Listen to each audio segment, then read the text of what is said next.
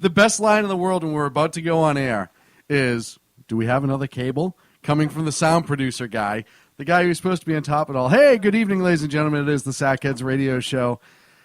How are you this evening? We're doing well. We are live right now. We're also simulcasting tonight. We're trying out our new software. It's not working out so well. No, well, it's working fine. But Sacco's not. Our end of it, no, it's just, we expected it's a learning curve, if nothing else. I have to commend Sacco tonight. Okay. He actually got here before us. He did. And was actually hard at work putting this together, and we absolutely appreciate that. Absolutely. Sacco's actually been working really hard the last couple of weeks. And in his defense, tonight he had to put up 2 different shows in comparison to one, because he had to play the Live 365, our normal place that you can find us at, and then the new software, the Backbone Radio, and, it's not without its mistakes, but it actually, I believe we're on Backbone as we speak. Sacco's walking around with like 10 cables in his hands and a very, very concerned look on my face. On his face. Sacco, I'm being told on the Backbone side of it that our audio out is very soft. I don't know if you can increase our input on that, our gain. And it's going to take a little while, folks, on that side of things. And hopefully things are a little bit louder as we speak. Sacco's working on it. So I commend Sacco for busting his rear end the last few weeks to there was a ton of front load work that had to be done, behind the scenes stuff. Sacco's still learning the software, because it's brand new and there's a lot to go with. So he's working on that right now. So we're going to make the little adjustments as we go. Eventually we're going to open the call-in line as well. We may not answer it, but we're going to open it. Yeah, we'll take a look and we'll see if we even want to talk to anybody. Because this is our show. It is our show. And if we don't want to talk to somebody, we won't. That's kind of, you and I do that occasionally. Where I'm like, Right. I don't want to talk to you. I'm not going to. Right. But we're working through all that right now. And so the Live 365 side is just normal. The podcast will be just normal. And Sacco's going to be playing with the Backbone side tonight with everything to see what it can and can't do. So you may hear a little, and we wanted to do it live because that we have to simulate a show, and what better way to do it than we go. So if the volume goes up, the volume goes down, it may get a little different here and there. Just bear with us. It's not the software. It's us trying to figure out what's going to be a good mix, a good match, because when you set it all up and you do it on this end of things, it's always going to sound different than it does on the outside. So thank you very much to Sacco once again for really, really getting work done. So it's exciting. It's very exciting.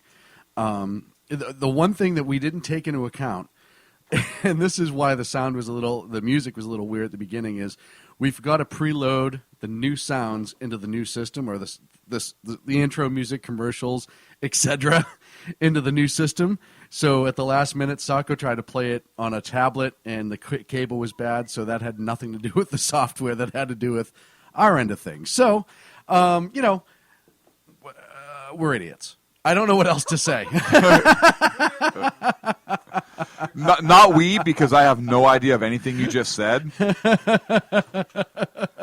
Oh, yeah, that's right. So that makes me more intelligent on this issue. In Clint's defense, he literally did nothing except tell us when we did things wrong. So that was good. It was nice to have it. That's not true. I prepped the show. You did prep the show. I'm just kidding. That's my job. But you can't be blamed for any of the technical stuff. I cannot. Because you didn't I can be blamed on the horrible content. Right. If this show sucks content-wise, that is on me.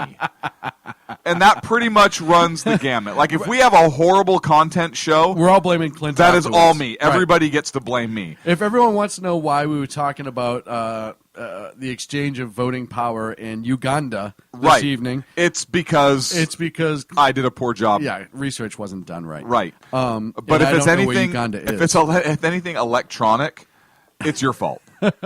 Yours and Sacco's. I claim zero responsibility. Absolutely. Right. Absolutely. And I appreciate that. So tonight we're going to talk about why firefighters like to rescue kittens. Just another night here on the Sacco's radio show. How are you, my friend? I'm excited. I'm excited, too. It's going to be a big, big show. We're about 8 days away from spring training. We are. Not you and I, because we don't play baseball. Well, we do, but mostly when beer is involved and rain and mud, and it's usually with like a broomstick and a wad of paper. Right. Or Xbox 360. One of the two. Either that. Or Xbox One. That's when I pitch the best, is actually... It is, with the character that you created, the player. Bugs Bunny. Yeah. First base, Bugs Bunny. Second base, Bugs Bunny. Yeah, no, I got my little alert today from the Red Sox that the equipment truck leaves Fenway this Thursday, heading down to Florida for pitches and catches. So we're extremely excited. Anyone who listens to the show on a regular basis knows how much we love baseball on this show. And so it's a big deal for us. And I'm not excited right now. The only sport that's on right now is basketball. And I'm not a big basketball fan. Right. Sorry, Ken. For me, it's hockey. Right. I love hockey, so I'm glad that hockey's on. And I hope Ken doesn't send me hate mail for not liking basketball. Chat room, and I think it's Rick, said, and the misery of being a Phillies fan. So that's... But it's still baseball. You're going to win one or two games. Yeah, absolutely. And the Phillies, you know what? The Phillies have a tendency to have good years occasionally out of nowhere. So they do. And I know for me... Hockey's always been one of my favorite sports, but baseball is that special place in my heart. It's that extra. I just grew up with it. You know, that's. You're from Beantown. I am. So we are very, very excited. Why is it called Beantown? We make a lot of baked beans there. Seriously? Yeah. Boston baked beans. Hello. I've never heard of it. Oh, you should try them sometime. They're amazing. They're kind of new. Well, why don't you bake me up some beans and we'll try those things out. I was too busy making chili today. How was it? Oh, it was awesome. What'd you put in it? I'll send you the recipe. Let's talk about this. No, if anyone wants the recipe, they can email me, Sean at shrmedia.com. Let's talk about your chili. Oh, no. It was turkey chili, tomatoes, onions, pinto beans. I went with some cannelli beans as well. So a bunch of different things. Okay. And then added some... See, when I make chili, I open up the can. I know. And I dump it into a bowl. And then I throw them on top of some tortilla chips. Absolutely. With some shredded cheese. And I, you know what? I love the fact that you're a culinary marvel, as they say. I am. Look, spam. Spam. And I am wearing my University of Hawaii sweatshirt. You are. Tonight. So I had to have spam today at some point. Everything else going all right? Yeah, I moved into a new place. I know. Remember? You were there. Yeah, I was. I was the guy in the corner telling everyone where to put things. Which was perfect. I think I ate pizza for like 2 days straight. Helping you. First of all, rule number one, why you bring Sacco when it's time to move. So, okay. Not only does he show up. So, wait a Let's second. not talk about me. Let's not. No. Hang on. No. We're going to talk about Sacco. Here's how good of a guy Sacco is. We let him out of the cage to help me move. Right? That was very nice of us. Right. But then Sacco's helping me move, and he buys pizza. Yeah. 2 days in a row. 2 days in a row. Sacco buys. And then when I tried to give him money, I'm like, no, dude, you're helping me. Like, I'm the one that buys pizza and beer. He fought with me about taking my money. I finally had to stuff him back in the cage, utilizing a headlock.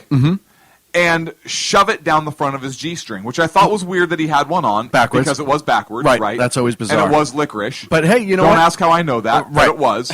And that's how Sacco finally had to take the money. Like, he fought me on it tooth and nail.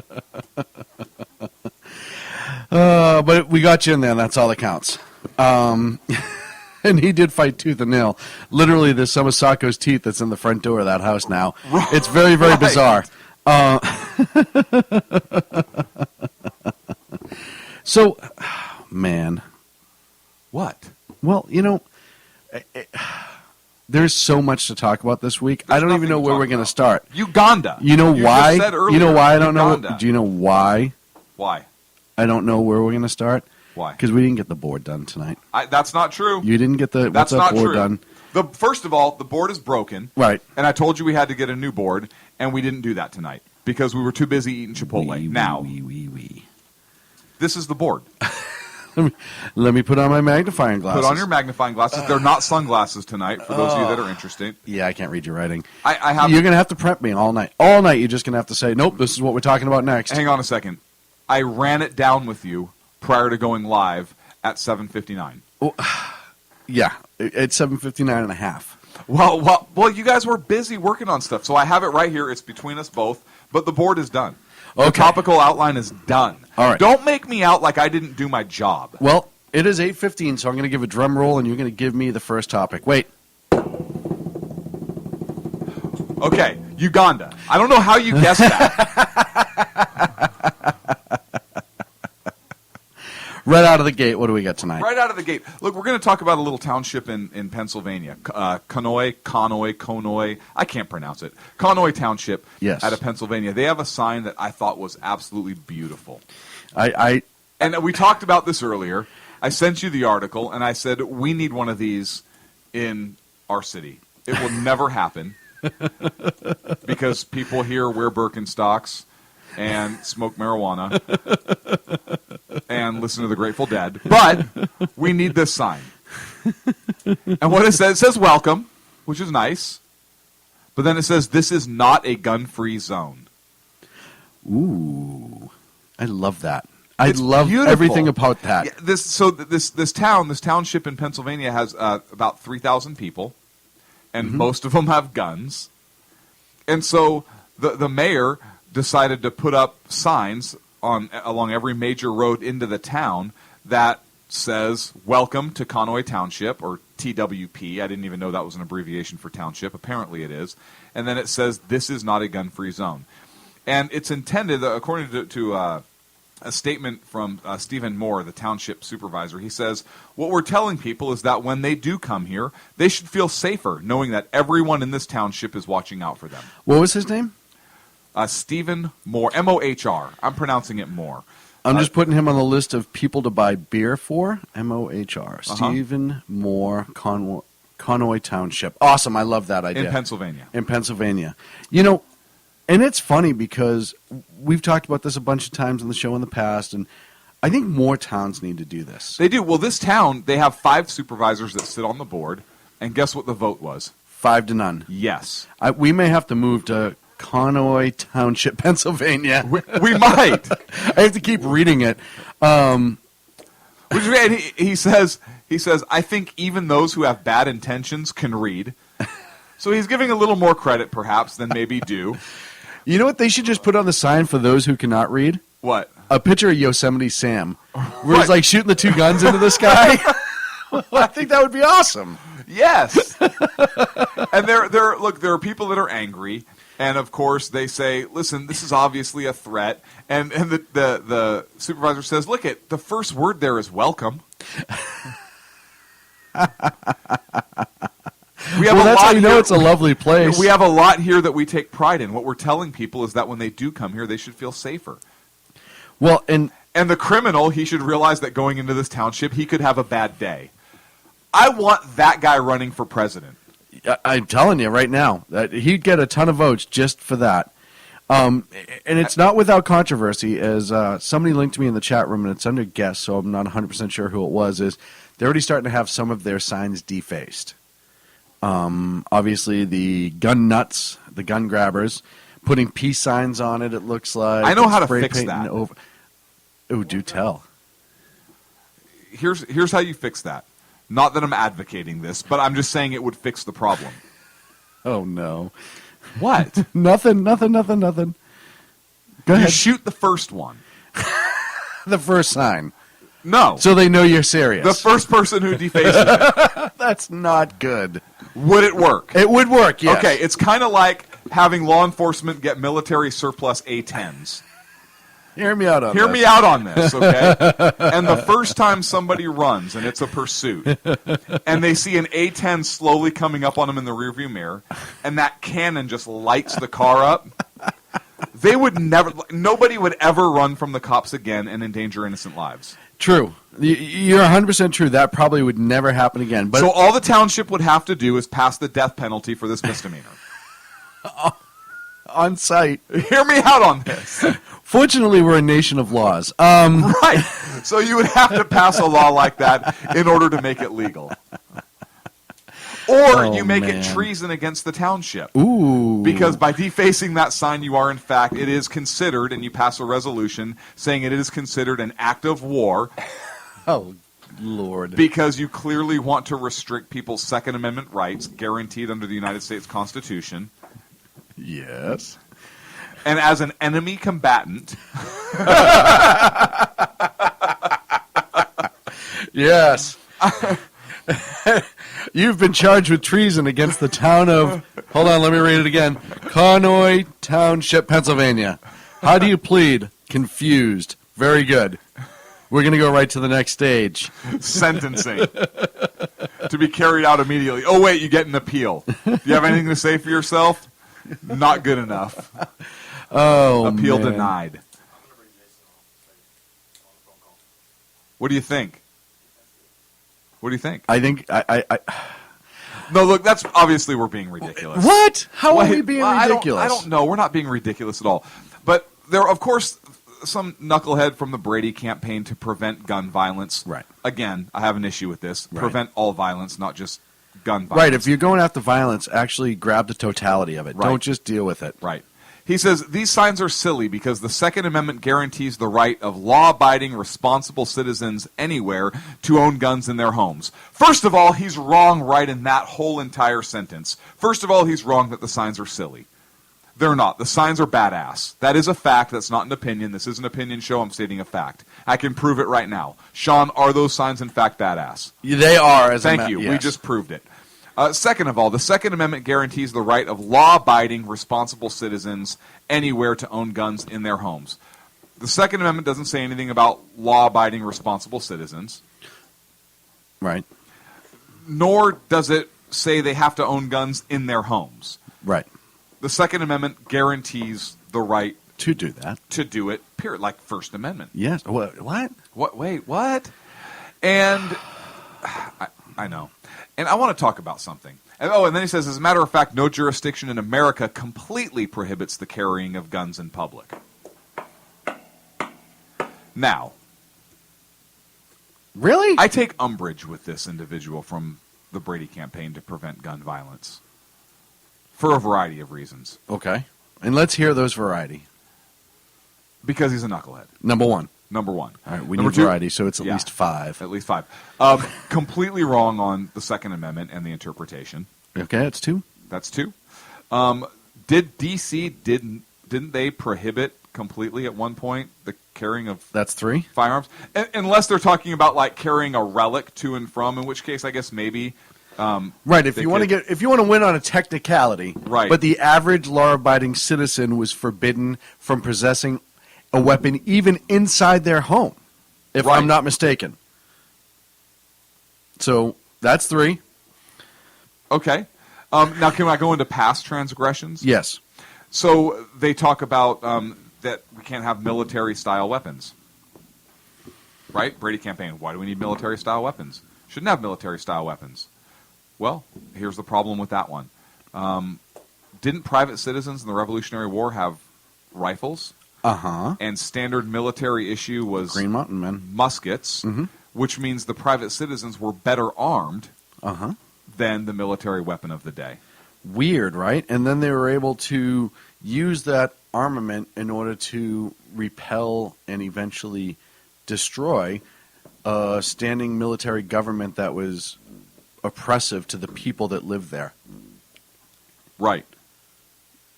So I would say that at some point it has to be considered that was a victory. Well, as far as what we did with rifles way back in the day. Right. So therefore, yeah, that renders his argument bullcrap. Right. And they've also taken the position that the militia is the National Guard. Right, which we have pointed out several times, and in the United States Code, federal law, the militia is not the National Guard. There's the formal and the informal militia, the formal militia being the National Guard, the Air Guard, and so forth, the informal militia being the people themselves. So there's 5. Wow. High five. Need I go on? No, you nailed it. How did you do that? You're just good. What are you talking about? I do take umbrage as well with his comments. Listen, anytime you try to argue the Second Amendment is anything but what it was intended to be, I take umbrage. Anytime you try to stand on the graves of people who've been perished by criminals using firearms, I take umbrage. Why? Because as we've seen time and again, people have been killed in mass numbers without firearms. People have been explosives, knives, poison. Remember the sarin gas attacks in Japan? I think it was sarin. Was it sarin? There was also vehicles, on and on and on and on. Edge weapon attacks. You're talking about the same day as the attacks. Newtown massacre. You had 33 school children slashed and stabbed in China. Edge weapon attack. So this whole gun violence thing just drives me nuts. But there was another knucklehead that even sounded more ridiculous to me than the Brady campaign person. What? And this is Shira Goodman, the executive director of Ceasefire PA. What they asked is, are there no schools in this town? How about U.S. post offices? What about private business owners or houses of worship who choose to bar firearms from their property? Well, if private businesses or churches want to ban firearms from their private property, they can do so. Right. It's their private property. They have the right to do that And as a anytime citizen, you don't have to go there. That's right. It's not Right? your right to enter into a private establishment. Exactly. And then they say the intent seems to be to scare those who might consider criminal activity. That's right. Good. Hey! Good. I'm on board with that. Man, she's a genius. And then she says the likely effect will be to embolden a shoot-first Wild West mentality. I want to know what statistics back that up. In states where open carry exists, feels that way. In states where open carry, in states where it's a right to carry, Clint, state. you're missing the point. She feels it, so it has to be true. Oh. It doesn't have to be in the law of reason. It doesn't have to be fact. It doesn't have to be statistically backed up. She feels icky. And that means it's bad. Icky is bad. You know that. So therefore, everybody else has to curtail their freedom and safeties because somebody feels a little icky. By the way, she's part of a group called Ceasefire Pennsylvania, or PA. Right. Are there still fires in Pennsylvania? I don't know. Why would you want to stop fire? Like, what if you want to have a fire in your fireplace? Yeah. Right? Or a barbecue. This woman's just out of control. Or a fire She's pit. apparently doesn't know what she really wants. And why is she talking about guns if her fight is really with fire? Fire, exactly. Why isn't she talking to the fire department? Right, it's not cease firearms. We should ask. We should send an official email. Tweet her real quick. Inquiring how many fires they've stopped as part of ceasefire. Right. How many fires have you ceased in your campaign in PA? And I don't know who the guest is. I think it's Rick in the chat, but we have other people there under guest as well. A total of 913 Temple members died in Jonestown from suicide. So another cyanide, rather. So another by firearms. Yes. Oh no. Oh, they're not cyanide bullets. Cyanide bullets. Yeah, you know how they have the cyanide gun? Right. I seen Who Framed Roger Rabbit. It's possible. It is possible. Okay, it is Rick. So let me write that down. With dip. That's so ridiculous. I just want to know, like, when people see something like this and they're immediately offended, it kills me that they don't take into account any sort of statistics, logic, reason, and they just have that emotional, this is bad. I just don't like them. I just don't like it. Well, why? Well, because you're trying to deter people from committing crimes. What's wrong with that? Well, those people need to eat out of your refrigerator after they burglarize your house, and hopefully you won't be home when it happens.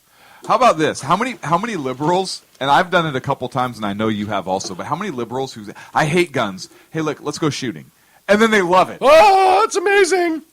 How many times? I've done it a couple times. I've had the anti-gun thing come up in the Michael Brown conversation, where people are like, well, he just murdered that young man and blah, blah, talking about the police officer. And I said, okay. And I've told the story before, but I've also used it for the gun violence thing.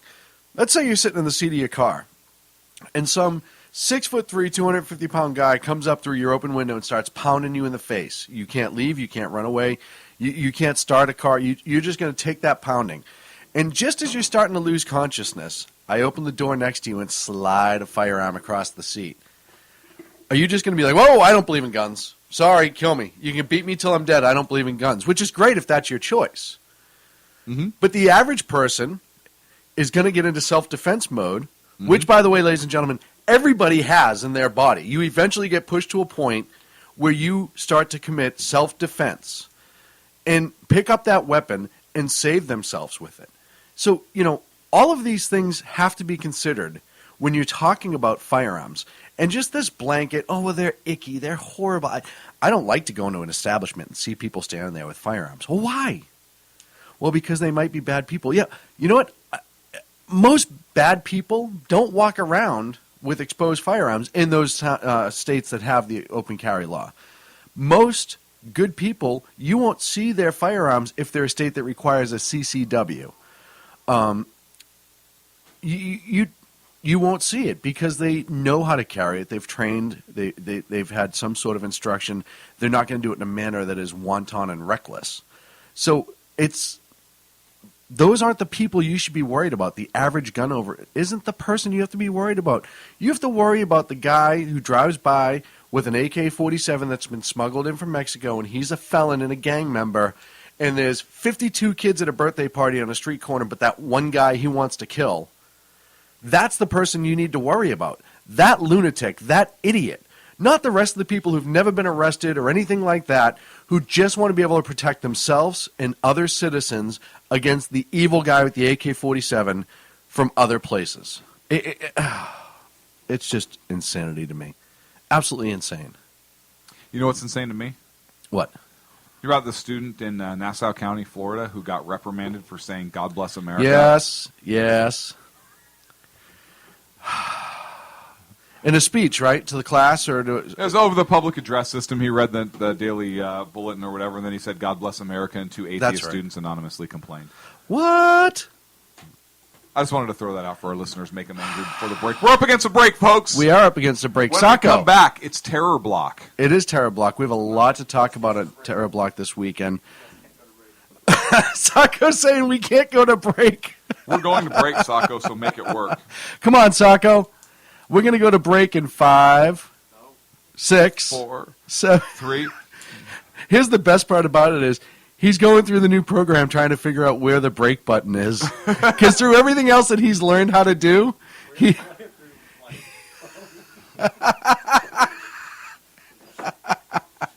Are you ready for your break, Sacco? No. Oh. Look, we're usually varsity.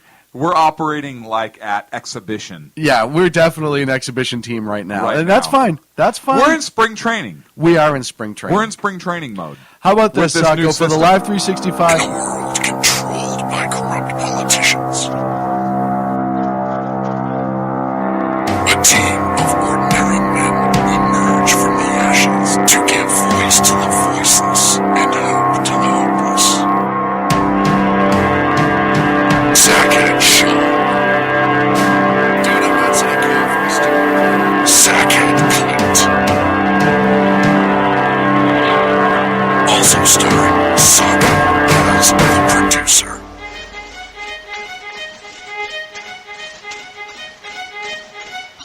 They are the Sackheads Radio Show. Every Wednesday, 8 p.m. Pacific on SHRmedia.com.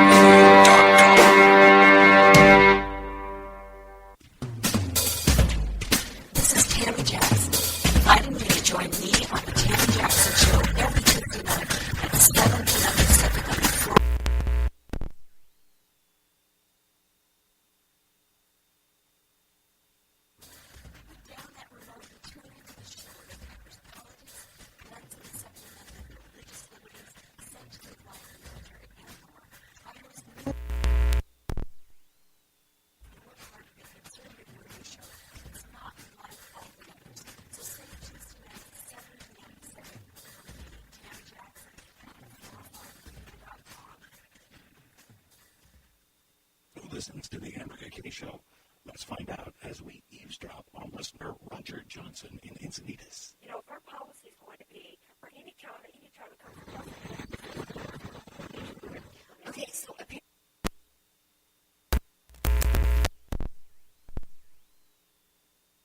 apparently Roger fell asleep in the middle of my brilliant political tirade, and now he plans to sue me because I put him on the air sleeping. Obviously, he's a liberal. Snoring, not an option while listening to the Andrea Kitty Show, Tuesday mornings at 11 on Financial News and Talk.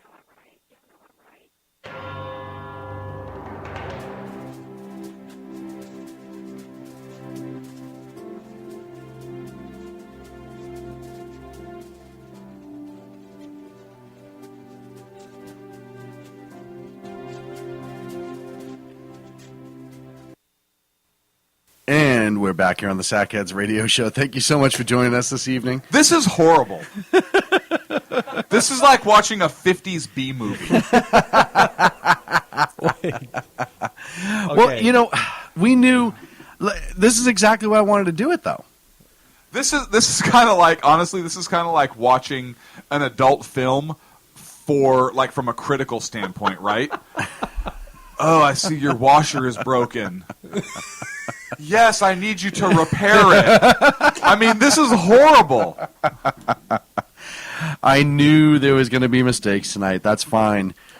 You can just go back to the regular if you want. No. Okay. No. Sean is in stubborn mode. For all of our listeners out there, Sean is in stubborn mode. Sean essentially is the captain of the Titanic. And rearrange those deck chairs. He knows that we're going too fast for our small rudder. He has the iceberg. I'm like Captain Scatino on the Costa Concordia. He has the iceberg warning in hand.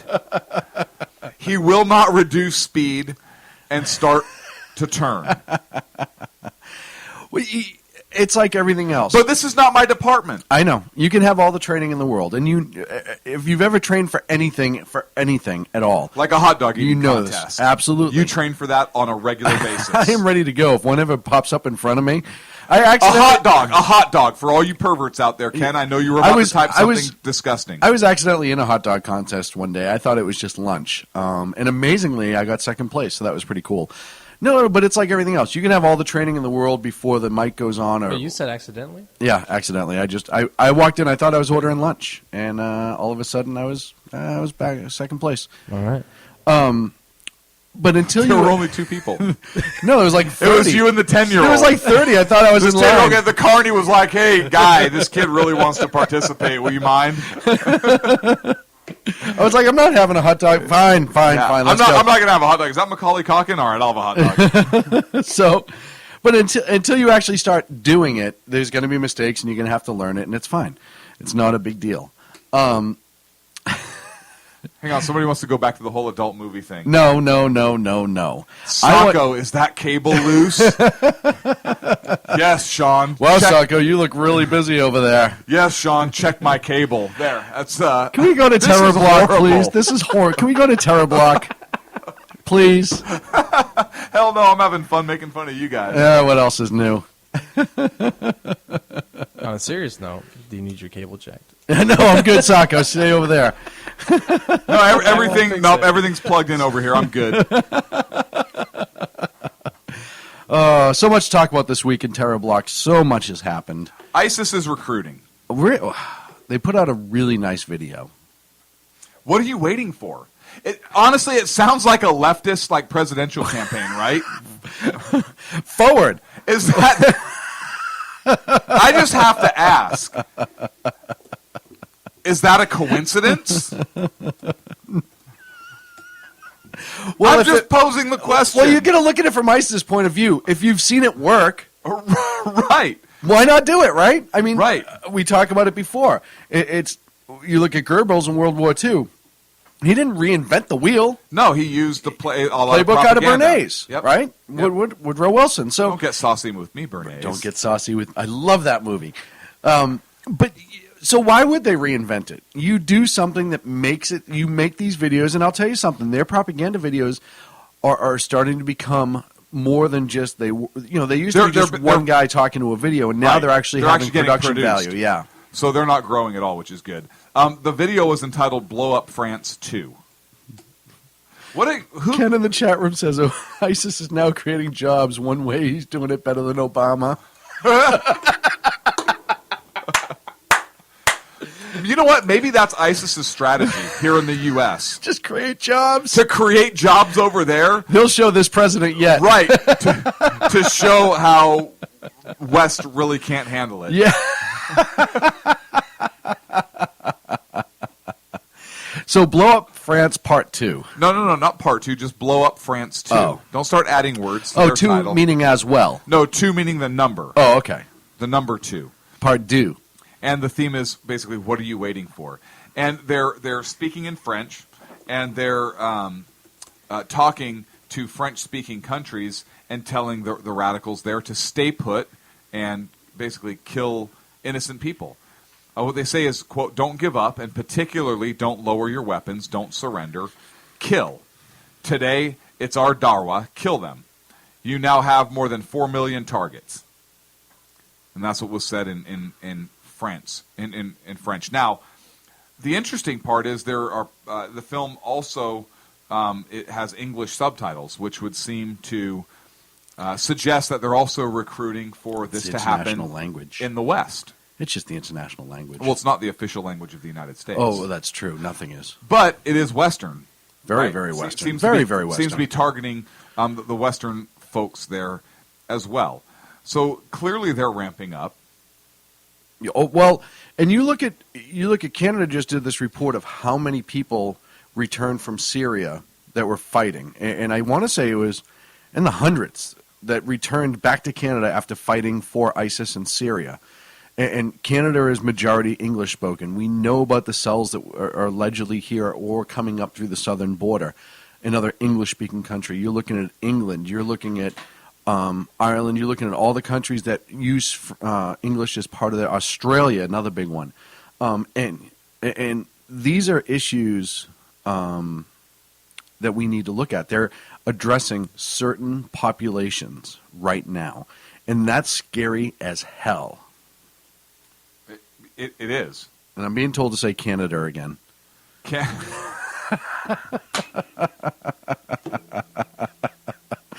Oh, Canada. What is with you tonight? I don't know. I'm excited. Why not? I'm excited about the show tonight because it's going to be. I knew it was going to be a fun show. I was really looking forward to it. I'm excited about the soft. I'm excited about a lot of things. Can we get back on topic? Go. You asked what was with me, and I told you. Oh, it's fine for you to step away from topic and go walking with your big nose down the hall talking about whatever you want. But as soon as I answer the question you ask, and you're just me. Move on. .org. That's a great website. If you ever have a chance to check it out, they're full of crap. Oh man. There have been talks about arming Jordan, and I'll be interested to see if this president does that. Look, Jordan is pissed. I love Jordan. Yeah. Like, not the tennis shoes or the basketball player, although he was an amazing basketball player. There's no.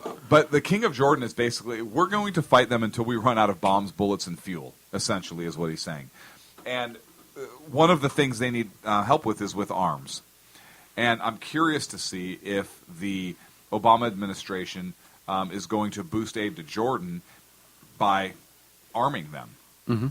And I know that there are lawmakers up there in Congress on both sides of the aisle, Republicans and Democrats, who are urging the White House to step up their support and to give Jordan the weapons they need in order to fight ISIS, particularly since they're all in. I mean, Jordan, by all accounts, they're all in. Didn't they make a comment this week because they said some Jordanian aircraft bombed and killed some hostage, and they said, "Well, I don't know how you could tell the nationality of a jet flying over those speeds." Right. Well, right, which was a great response. Like, did you do it? Like, I don't know how they could tell it was ours. Right. It could have been any jet flying over. UAE started flying again with us. It could have been one of them. Right. And if I was Israel, I'd be calling Jordan right now saying, "Hey, what do you guys need? Just in case the Americans don't step up, we want to make sure that we can help you guys out to meet the meet the need of the cause. So, but we need to. And look, John McCain, and we don't have the cuckoo clock sound anymore, Cuckoo. which would have been perfect. But Cuckoo. John McCain actually says, "Hey, listen, we need to help Jordan.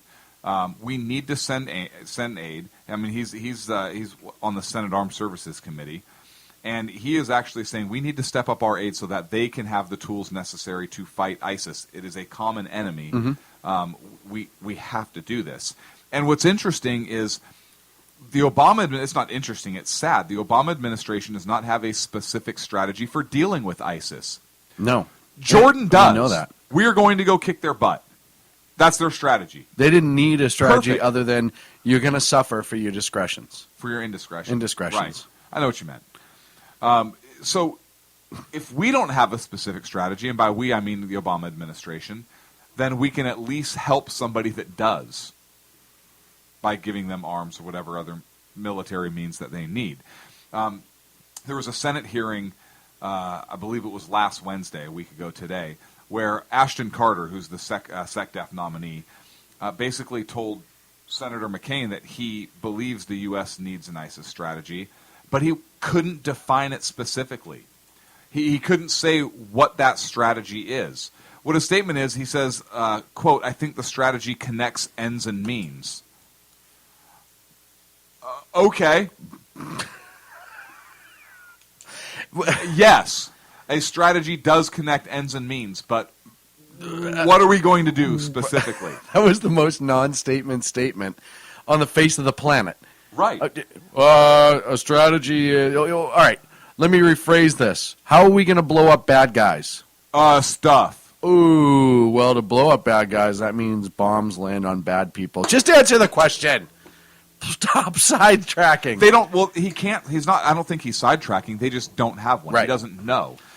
And the big push for look, King Abdullah II, Jordan's king, is all in. I mean, he is all in. Yeah. And they need ammunition, they need bombs, and they need fuel. All of which we can provide. Yes, all of which we can provide very easily. And I think, look, I'm not a big one when it comes to spending money. I'm not necessarily a big foreign aid guy. However, in this case, when we're talking about ISIS and we lack the testicular fortitude ourselves to really do anything We can have a about proxy. it, I am all for this.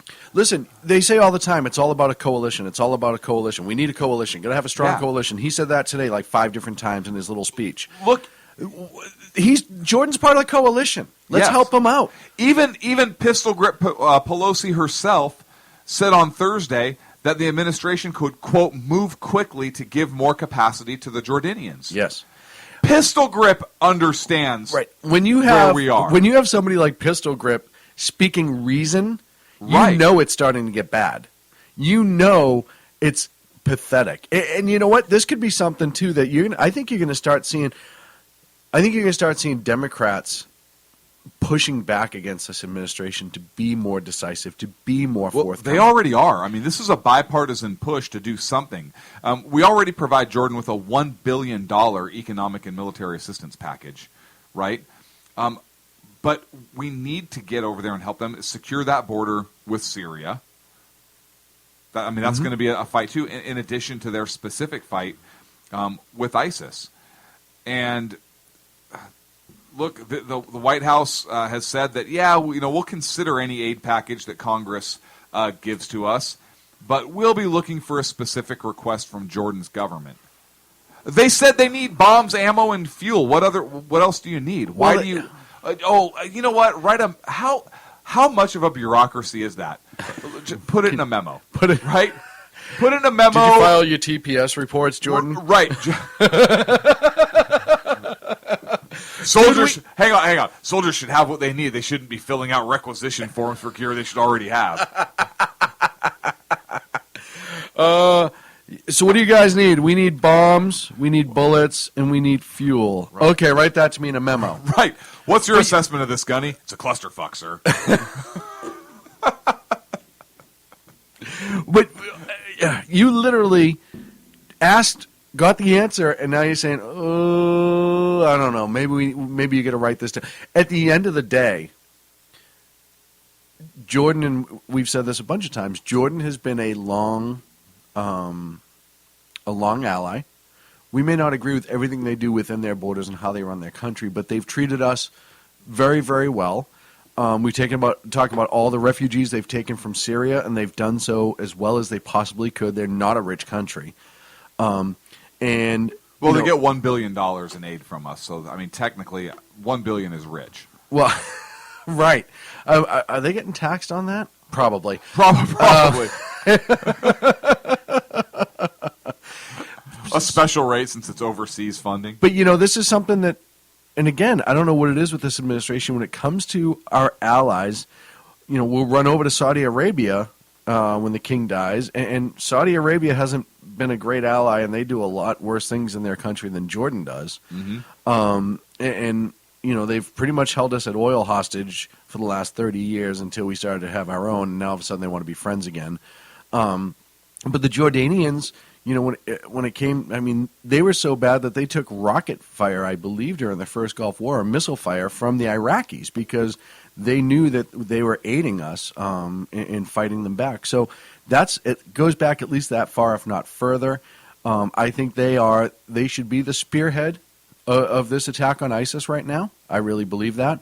They're motivated. They have the ability. They have a decent military, but they just need the aid. And I think it's time that we stop treating our good allies like trash, i.e. Israel, Jordan, etc., and start giving them. And even if he doesn't, and this is where I always have a hard time with this president, even if you don't want to come out and say openly, hey, yeah, we're going to give aid to Jordan, just do it. Have you heard about this German rapper who's like the new face of ISIS? No, I'm not even making this up. How? I can't make that. Deso Dog. Oh. His real name is Dennis Cuthbert. And he was kind of a Berlin rapper, kind of a failed rapper. He had one kind of mediocre hit. He toured with, I think, DMX at one point or something like that. I don't know. But this guy is kind of doing this new face of ISIS where he's actually been seen holding up severed heads, and he's kind of, making the ISIS circuit. I guess he's kind of a rap star with them. I don't know. But how do you make the ISIS circuit? He did it. How does I don't this know. happen? I don't know. But look, so he's they have their own rap group. Look, he's touring with ISIS now, okay? And this guy live from Ice Aid. Well, here's my point. He's German. Now, ISIS I've heard ISIS be compared to kind of like the new Nazi threat, right? It's the notorious IED. So because he's German and they've been likened to the new Nazi party, should he be forced to grow a small mustache and part his hair to the side and wear jack boots? Well, and a red armband.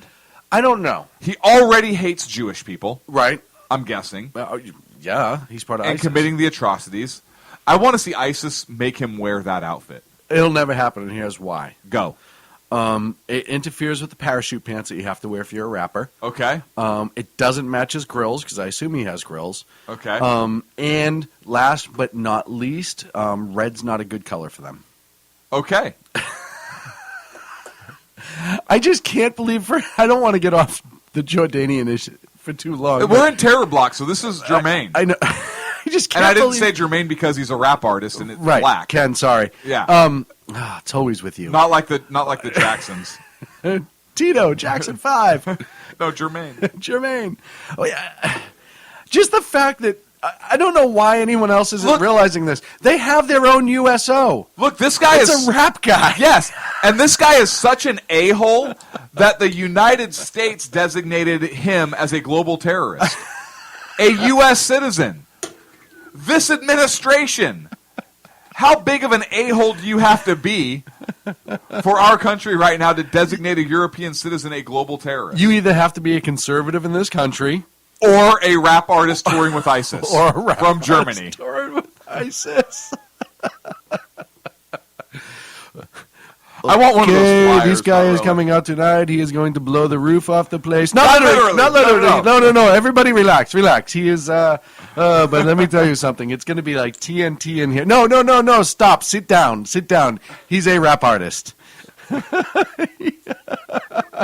Dude, I just can't believe that he actually has a rap group. Oh, my goodness. So what do you think about President Obama asking Congress to authorize military force against ISIS? I think on the outside it seems well, but I think that he punted a little bit. I think that he's saying what a lot of people want him to say, but he's not. I don't think that it is as encompassing as it should be. Okay.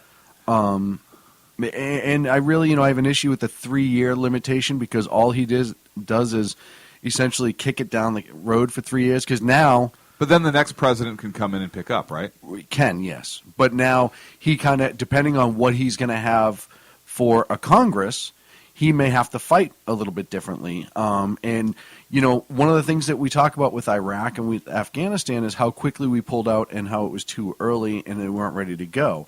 You lose the funding after 3 years, and we're that close to finishing, or maybe we're not that close.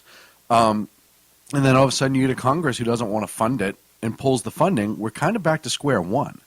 Kind of, but here's what I like about it. First of all,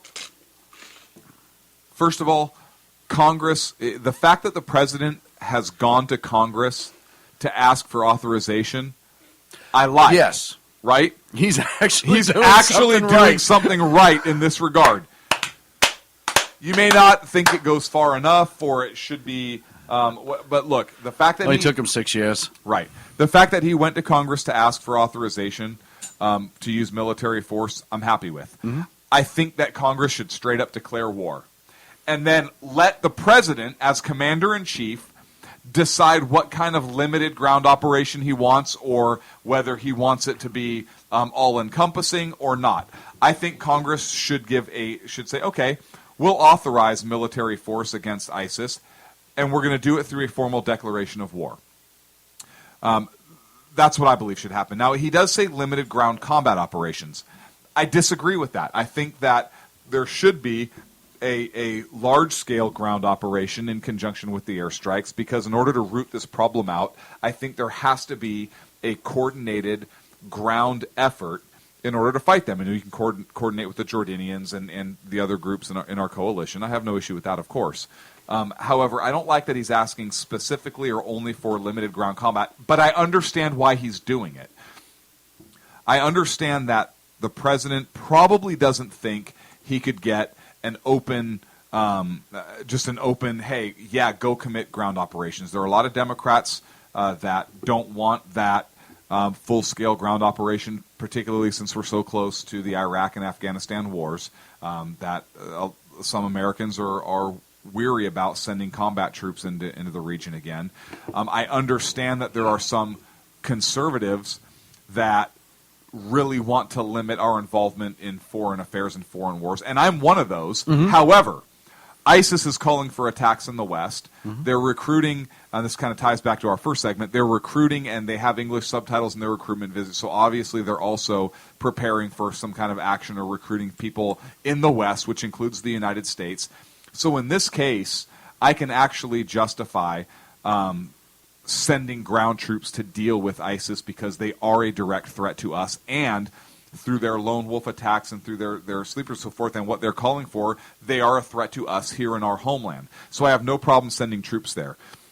But I think Congress can kind of sidestep a lot of this, sidestep the 3-year thing, sidestep Obama asking specifically only for limited ground combat by giving a simple declaration of war. And once war is declared, President Obama, as the commander-in-chief, can opt to use limited ground combat forces. He can opt to use a full-scale ground force as he needs to, or start limited, and if the need arises, build up from there. It also opens the door for the next administration coming in to expand or contract the operation as they see fit in order to defeat ISIS. That's what I think, but I understand there's some pushback on both sides of the aisle. Oh, it doesn't go far enough. It goes too far. We shouldn't be involved in foreign wars. Look, does ISIS pose a clear and present danger to the United States? Yes. Yes, it does.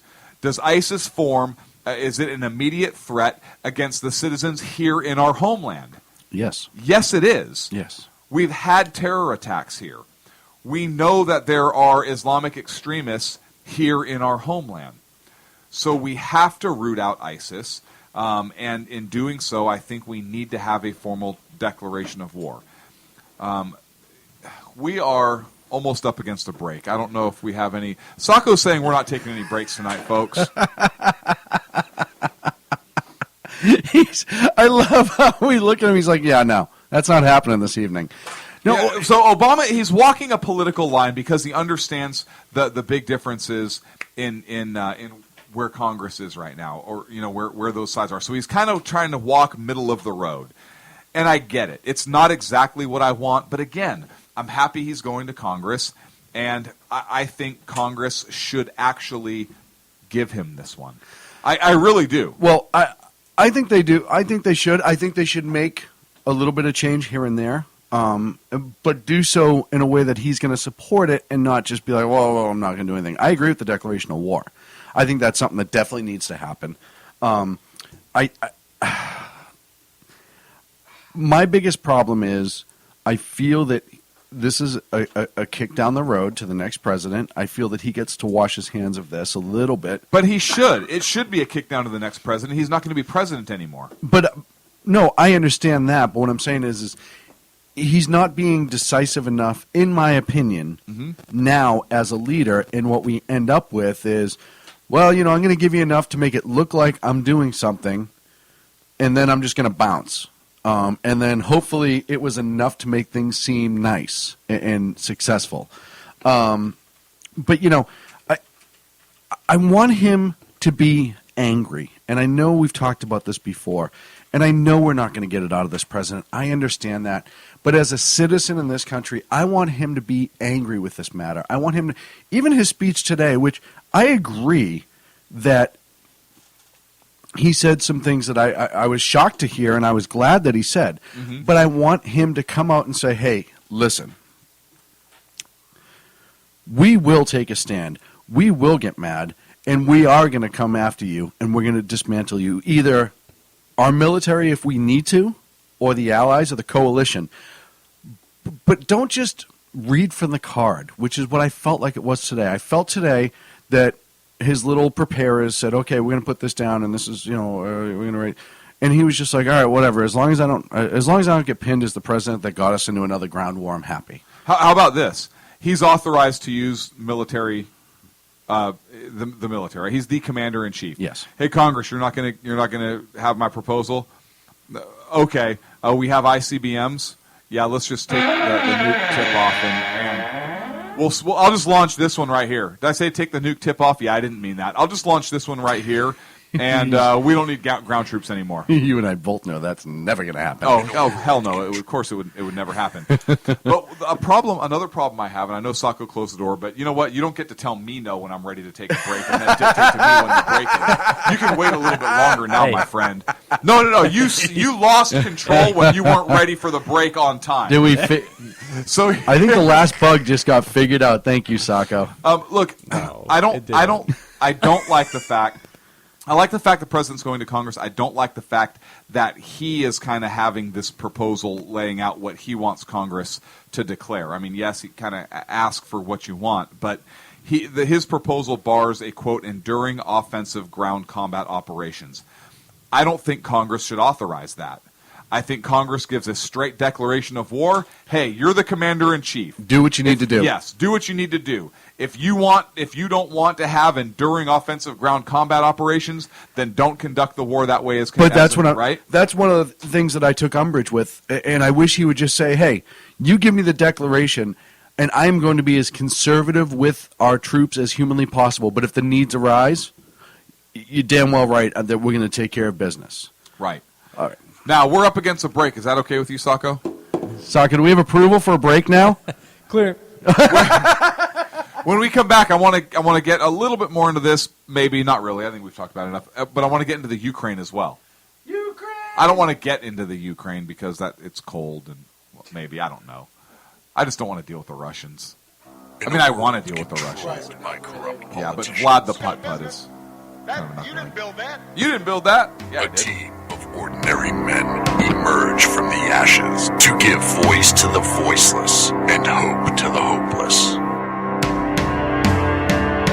Sackhead Sean, Dude, I'm not saying cough for the stupid promo. Sackhead Clint. All good friends of ours usually show up drunk.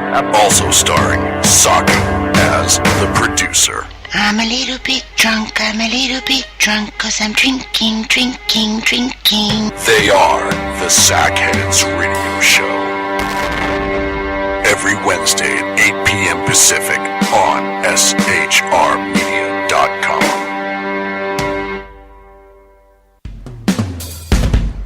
This is Tammy Jackson, inviting you to join me on The Tammy Jackson Show every Tuesday night at 7 p.m. Pacific on the 405radio.com.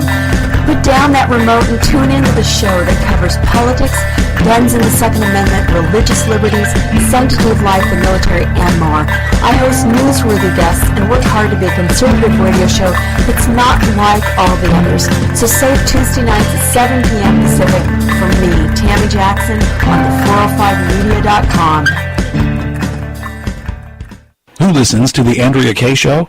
Let's find out as we eavesdrop on listener Roger Johnson in Encinitas. You know, if our policy is going to be bring any child who comes across the border, we have to take them in. Okay, so apparently Roger fell asleep in the middle of my brilliant political tirade, and now he plans to sue me because I put him on the air, sleeping. Obviously, he's a liberal. Snoring, not an option while listening to the Andrea Kaye Show, Tuesday mornings at 11 on Financial News and Talk. You know I'm right. Y'all know I'm right. Hello, I'm Matt, a student at Hillsdale College. Here is Hillsdale President Larry Arnn on the continuing relevance of the Constitution. Many argue today that the Constitution is outdated because it addresses problems peculiar to the 18th century. Some parts of the Constitution do read rather quaintly. Consider the injunction against titles of nobility in Article 1, Section 9 of the Constitution. But is that so outdated? The purpose of the injunction is to prevent the government granting special privileges to some for partisan reasons. This strikes at the heart of the rule of law. The crony capitalism so common today is a place where the government bestows favors and tax dollars on some businesses to give them a leg up over others. This is exactly the kind of thing the Constitution was meant to prohibit. The Constitution is not so outdated after all. This Constitution Minute was brought to you by Hillsdale College. To join the national conversation on the Constitution, go to constitutionminute.com.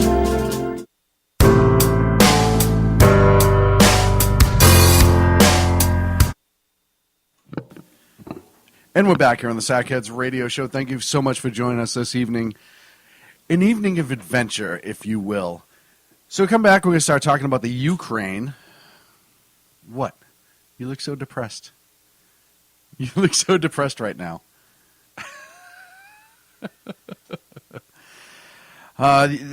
Listen, amazingly, they're in peace talks in Belarus right now. And on the eve of that, there was intense fighting in the Ukraine. The Ukraine has been a mess right along. I think it's over 6,000 people have died in the conflict. One of my biggest issues with the media and this government, our government to start, is we keep calling them Russian-backed separatists, which I think is a cute word, but I think we should just start calling them what they are, which are Russians. And we've said that from the beginning. And, you know, it's funny that we do this with Iran. We do this with a lot of things. Like Hamas is Iran, as much as nobody wants to admit it. I thought it was that stuff you eat, because I've seen it at the grocery store. No, that's hummus. Oh, totally different. Totally different.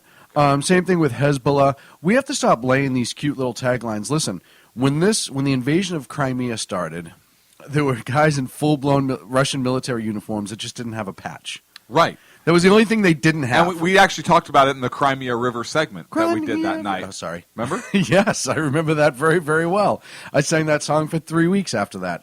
I know. I had to hear it all of the time. It was ridiculous. But it kind of limits, it kind of brings to the point for me of when is any government, I know our president won't do it, I hate having to say that, but when is any government just going to come out and say, Russia invaded the Ukraine, this cannot be tolerated. One country invaded a sovereign country to essentially take it over and make it part of their own. It wasn't a liberation as much as they want to call it a liberation. It wasn't anything. They're taking that country slowly but surely, piece by piece. There's been Russian armor that's been seen in the Ukraine. There's been Russian equipment, that you name it. I mean, you go back to the Malaysian airliner that was blown out of the sky. It was done with an anti-air system from Russia, possibly, we believe now, operated by Russians. So Russia invaded the Ukraine, which is why we're having peace talks, or they're having peace talks with Russia. And I don't understand why this is so hard for mainstream media and this administration to figure out. Because it's not Russia. Well, who is it? Russian-backed separatists. I'm sorry. I didn't realize that. Yeah. Don't you read the talking points? I did not read the talking points. I Okay, apologize. well, so you went on that whole rant for nothing. Okay, so is this a war that we should be involved in? Because this is the thing. Does it affect the United States directly in terms of our security, our safety? No. Does it affect the American citizen or our safety or security? Not outright, no. It doesn't. No. So should we be involved in this war?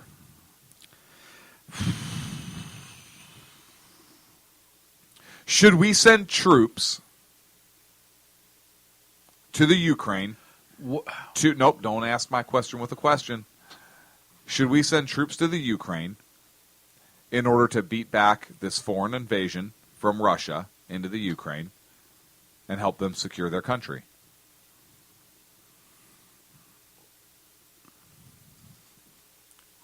Yes. We do? Mm-hmm. Okay, why? Because I kind of look at it like ISIS was a year ago or 6 months ago. It may not be a direct threat now. Okay. But I fear the future. And I fear what we've talked about before. Put's trying to put the band back together again. He is. But you talked about already, we talked earlier about just making a decision based on fear alone, right? With the whole gun debate. I understand that. So here's right, but there's a history and statistics involved with Putin. There is a history with Russia. Right. We know that Putin's a communist. We know he's part of the KGB. We know there are people in the Russian government who believe that it should be the way it was 25 years ago. Yes, there is that. However, do we send American troops and get involved in a foreign war that does not directly affect our citizens' safety? Because it does not at this point. It's wrong for Russia to invade. Mm-hmm. Should the international community do something about it? Yes. And if NATO gets involved, or if a NATO country gets involved and then they invoke that treaty, and then we have a duty to get involved. But I don't think we get involved right away. Now, with talks that are potentially falling apart, there is talk about arming the Ukrainian troops. So do we, as a country, arm the Ukrainian fighters? And that would be a move that I could see supporting, arming them to assist them in their fight to prevent Russia or assist in preventing Russia from putting the band back together. Mm-hmm. But I don't think we go fight in a foreign war. We send our troops to go fight on Ukraine's behalf. Ukraine is not a NATO country. They were starting to do some exercises with NATO, but they were not a NATO country. If other NATO countries get involved, I believe then that we would have to get involved for the treaty if they invoke that. Mm-hmm.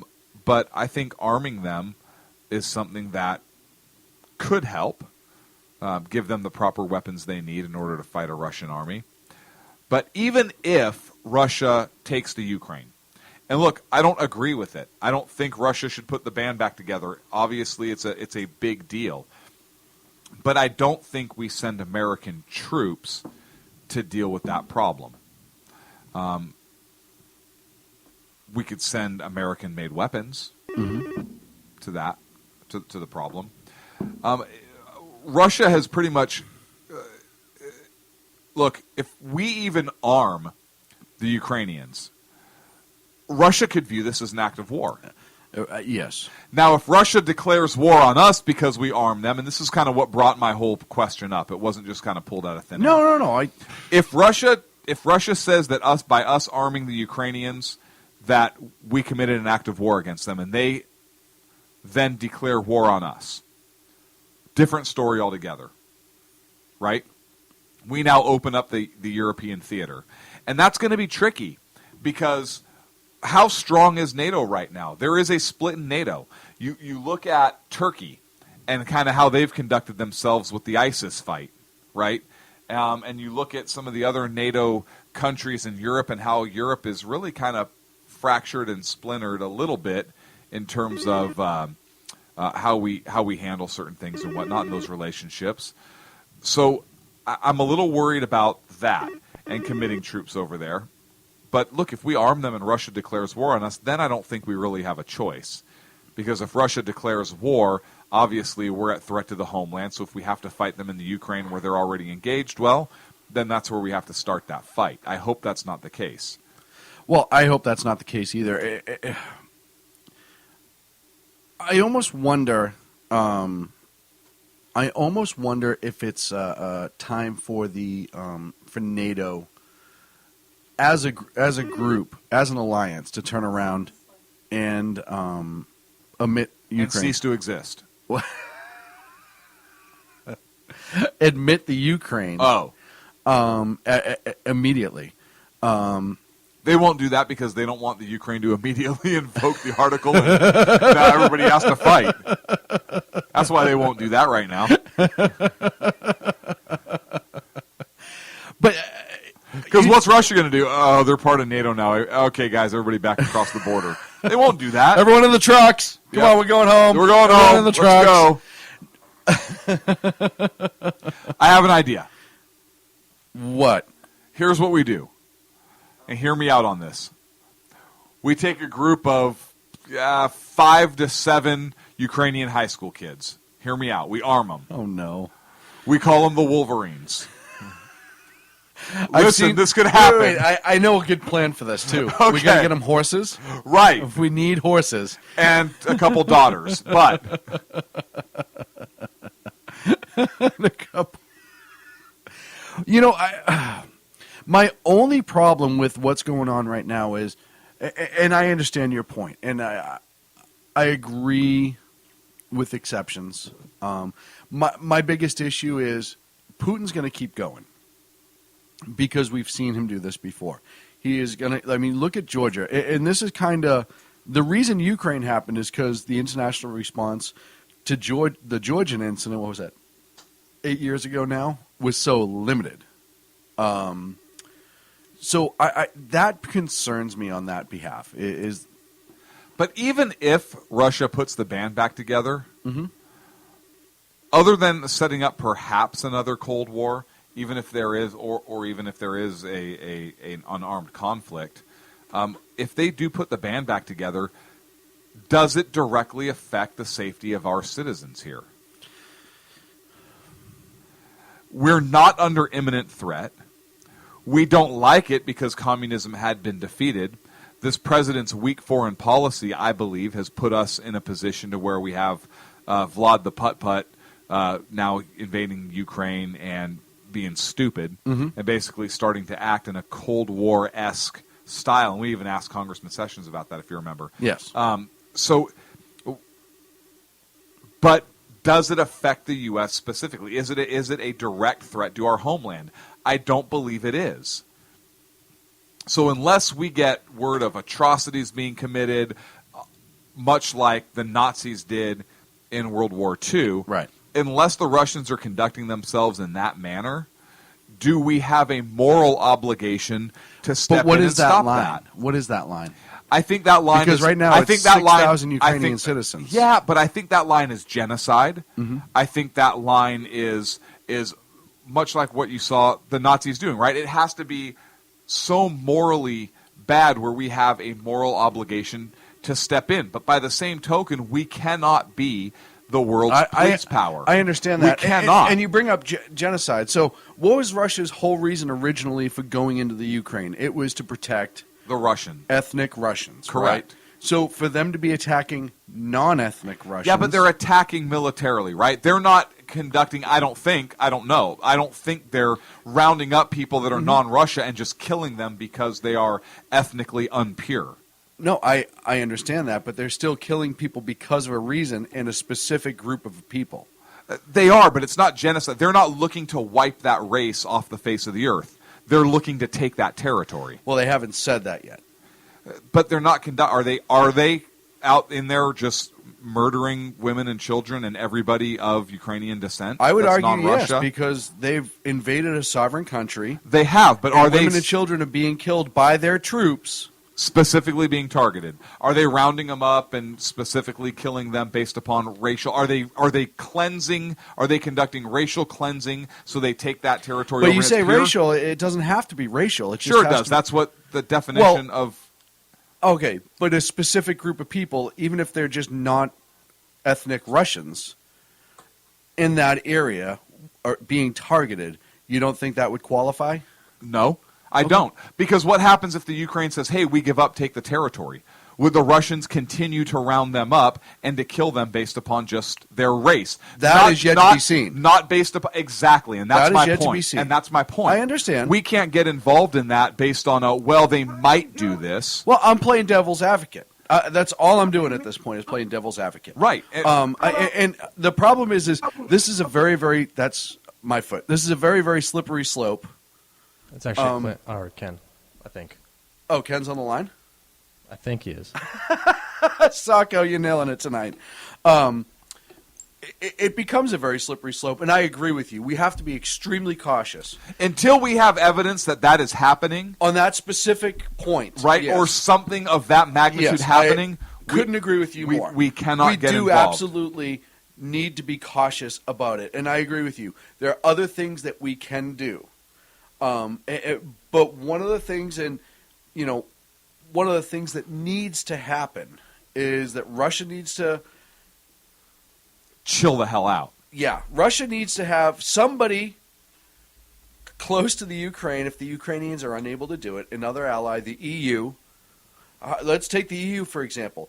Somebody needs to step in and really get in Russia's face and say, hey, you absolutely need to back off, or you are a direct threat to us because we're a country away. And until you show me... Have you seen the movie Frequency? No. You never seen the movie where the dead father is communicating with the son? Yes. I think Ken may have died and is trying to communicate with us right now. Because I hear something in my headphone. Sacco, do we have Ken on the line? Ken, are you in the line? I randomly called this deli. Hey, excuse me, it's where I said and let it get shot. Am I in the Sixth Sense right now? Because this is bizarre. He sounds like he's forever away. How far away? Like at least from here to D.C. Hello, are you listening? Oh, that sounds better. Ken! Yes! Is this the deli? I randomly called the deli. I want to get... What did you do to him? I happen to be Jewish. The deli happens to be Jewish. I thought we could make a match. The exceptional one, Ken McClinton, is on the line with us right now. Ken, how are you, sir? Well, and listen, great stratospheric move with satellite technology, and I love the slave dollars that you're really making on Sacco tonight, man. I tell you, you have no idea how many pens got through. If you look at behind Sacco's seat tonight, there's literally full boxes of pens that we've tossed at him. Stuck into the wall. Into the wall. They've been thrown with such velocity. That's true. I know. There have been pens flung with such velocity they are literally stuck into the back of his chair and into the wall. He's got one shoulder wound, and it actually stuck him to the chair because he tried to get up to use the restroom at one point. Yeah, and we weren't having that. We weren't having that at all. Yeah, union break doesn't kick in until 10 o'clock. Yeah, this is a non-union outfit. Ken, before you rebuttal against these guys, can you... He's not going to rebut. He agrees with us. He is not on your side. Okay, shh. Okay, Ken, can you call in on your phone? I just want to make sure it's not just your Skype line that sounds like you're in a tunnel. Oh, I get it. Okay, Real good, Sacco. Ken's in a tunnel like the slave tunnels because he's black. Just call. What is wrong with you guys? Ken, I apologize for the racial insensitivity of my co-host. Put him right through when he comes back in. Put him right through. Right through.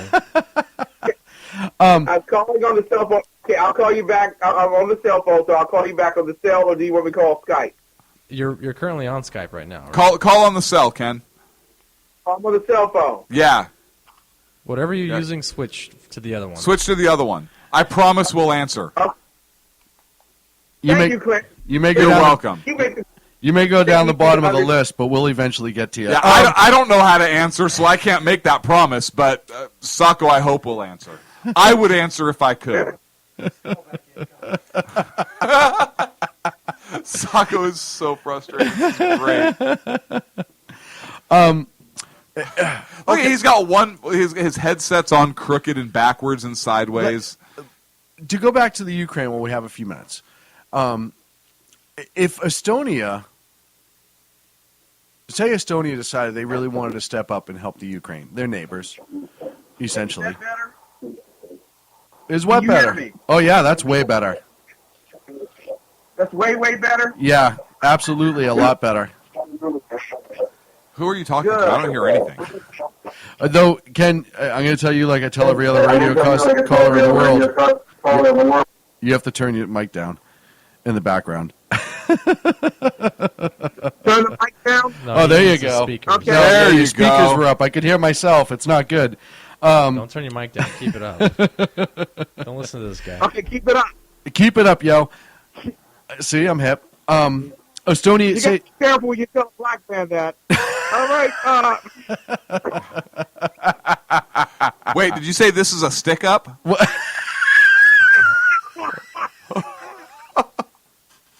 I didn't hear him very well. I was clarifying. Hey, Ken, I'm glad. It's always a stick-up. It's always a stick-up.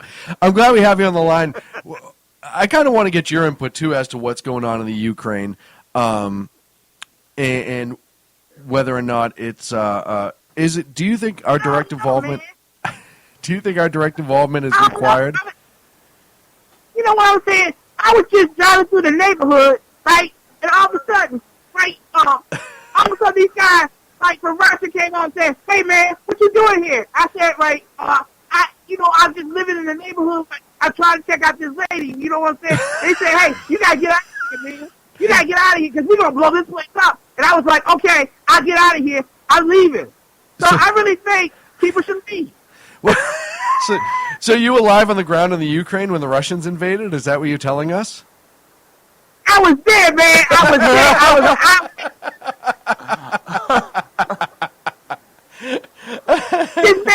Folks, that's our war correspondent, Pookie. Williams, right? Our war correspondent. Like Brian Williams came up, right? Brian Williams came up, right? He was like, "Man, have you been shot before?" I was like, "No, I ain't never been shot before." He was like, "Well, I've been shot at a lot of times. I got shot at in Iraq. I got shot at in New York. I got shot at home." I was like, "Oh, man, that's really deep, man. That's really deep. Man, you need to be a folk survivor, man. You need to be on NBC every night so people can get that bare truth, man. You know what I'm saying?" Pookie, hey, you're live on the ground in the Ukraine. Yep. Let me get your opinion. Is direct American involvement needed at this point, or should we leave it to the neighbors of the Ukraine? Well, this is where I'm coming from. If it's on the air, am I live? Yes. Shout out to my Pookie. Shout out to my baby's mama. Pookie, you are live. You are our war correspondent. We will give a shout out to your baby mama. And go ahead. First cops, now this. Shaquita, I swear, when I get a job, I'm going to pay that child support. I swear I will. Okay? Just want to give him a shout out. Bobo, be good to your mama. Your daddy might be home next year, or maybe next decade. Somewhere in between. I'm going to be there for you. So Pookie is against American involvement, it sounds like, directly. Or any kind of involvement apparently, whatsoever. Right, just a monthly check-in is what he's saying. Every 28 days we should write a check or something. Right. I went to the doctor once when I had Putin. I was Putin all over the place. I was like, man, I gotta stop this. So I went to the doctor, right? Doctor said, hey, just drink this, right? It was like this sweet little stuff. I drank it, and then I had no Putin problems no more. That's called Obamacare.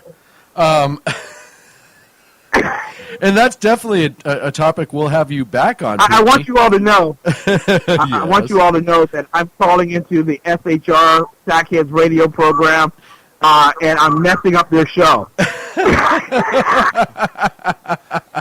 Is it really a messed up show? How can you do any worse than what we've already done tonight?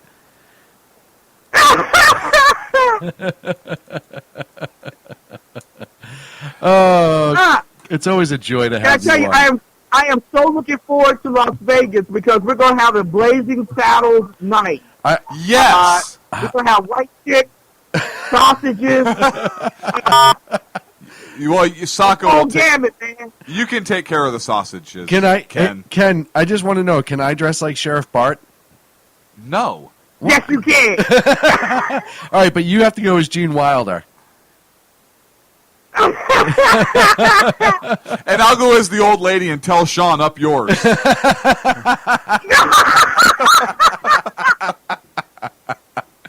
Oh, Freedom Fest is going to quickly approach here.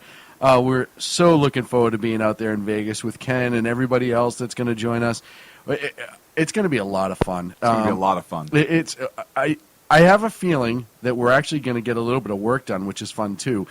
But the most important thing is I have a feeling we're going to be drunk when we do it. It's going to be a couple days of absolute just chicanery. We may be drunk on the air. That might happen. It's happened before. So it's really not like that's not a shock for us. It's going to be when Ken hits a whole bottle of Cavassier. Or the 40 of OE. OE. One or the other. Still reserved 211. Something's going to be going on. Schlitz. Hey, Ken, what malt are you bringing to Vegas? Have you decided that yet? What, I'm sorry? What malt liquor you're going to be bringing to Vegas? Well, actually, I'm a connoisseur of malt liquor. There's so many to choose from. I don't want to go domestic since I'm going to Vegas out of the country. I want something with a little blend. Go to Vegas out of country. Maybe you should get to the duty-free shop when you land. That might be appropriate. Or eat a whole bunch of MREs and you'll be duty-free all week. Yes. Oh, yeah, I'm going to bring my food stamp. I don't know if they work in other states. MRE, food stamp, same thing, man. I'm bringing them. Is the real Ken McClinton available for comment? Yeah, I'm here. Oh, very nice. Thank you very much. Very nice. Very nice to have you on board, Ken. A couple of quick questions for you while we have you on the line. Real important. Thank you. It's very difficult to try to talk when you have so many of these characters in your personality. You know what I'm saying? Believe me, ask my wife about it. It's miserable for her. I have. Go on ahead, sir. Mostly because I'm not even here. Like, Sackhead Clint is literally Sean, just another part of the personality. And we are so split and different that he can do both voices at the exact same time. Think about it. How many of you have actually ever seen us in the same place together? He just intimated that he hangs never. My wife. That's so great. We listen. It's practically like Batman. I have never been seen with Batman. Therefore, you don't know. That's all I'm saying. But you've never been seen with Janet Jackson. But hey, that's not true. I can Photoshop some serious stuff. I'm just saying. And that means Ken's the new Captain America. You and Brian Williams. Well, Brian, that man gets around. I'll tell you what. I can't believe he was the third shooter on the grassy knoll. Or he was hanging out with him. Yeah. He wasn't the third shooter, but he actually did an interview with him. Right, and I couldn't believe that he actually interviewed Neil Armstrong on the moon. Right, that was a good one. Yeah, he was there when he stepped off and became the first man, the first astronaut on the moon anyways. And he and Hillary Clinton apparently stormed Hamburger Hill to stop the Japanese Empire from invading Paraguay. Right, and he also he also cupped the presidential testicles while Monica Lewinsky took care of business. So he's been around in a lot of historical. Yeah, in a lot Williams of historical. was also standing in front of the tanks in Tiananmen Square, according to Ag. Yeah, he was. He actually drank Hitler's wine with Easy Company at the Eagle's Nest. Yeah, that was a big one. I saw that huge. one too. I don't know how he fit on the rowboat. I give it to him. He started his career by covering the crucifixion and resurrection of Jesus Christ. I'm telling you, the man was big.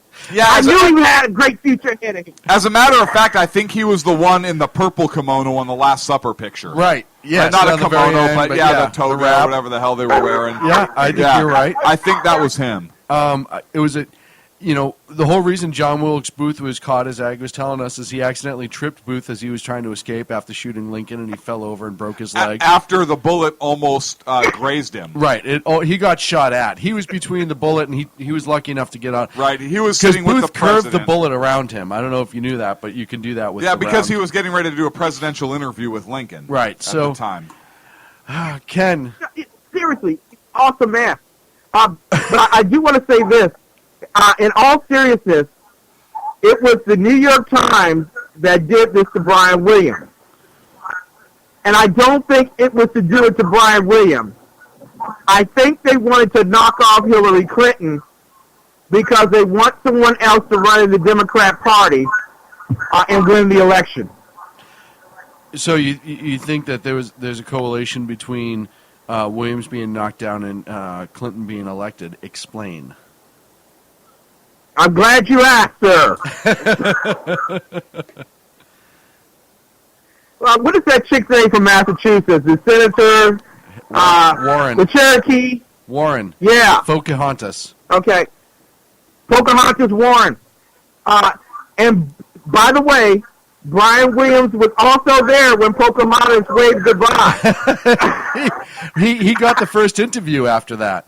As a matter of fact, I think he did fire the shot heard around the world. Right. He didn't mean to do it. He tripped over a musket that was on the ground, and it kicked the whole thing off. Right. The whole thing. It happens. But in all seriousness, they both have the same issue at hand. Both of them lied about being in an event that they were not a part of. Both of them have embellished upon stories. The whole idea is that when you are caught in those particular lies, it makes it difficult for people to believe you. And the whole idea is to make Hillary Clinton a candidate that's wounded going into the Democrat convention. They are really, both behind the scenes and publicly, they want Warren to be the Stalin to come behind Lenin. So anything that they could do to destroy Hillary Clinton at this particular point, they will do.